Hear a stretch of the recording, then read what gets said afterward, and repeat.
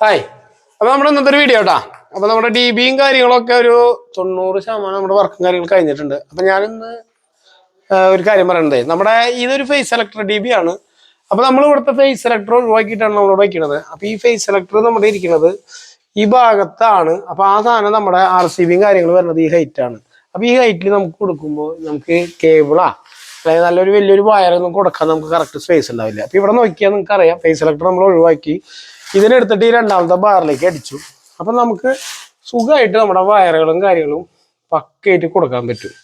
അപ്പൊ നമ്മള് ആദ്യമേ പറയാറുണ്ട് മുൻകൂട്ടിയിട്ട്, ഇപ്പൊ ഈ DBകൾ ഉണ്ടാക്കുമ്പോൾ സ്റ്റാൻഡേർഡ് പ്രകാരമാണ് കമ്പനികൾ ഉണ്ടാക്കുന്നത്. പക്ഷെ നമുക്ക് ഉപയോഗിക്കാൻ പറ്റാത്ത സ്റ്റാൻഡേർഡാണ് അവർ ഉണ്ടാക്കുന്നത്.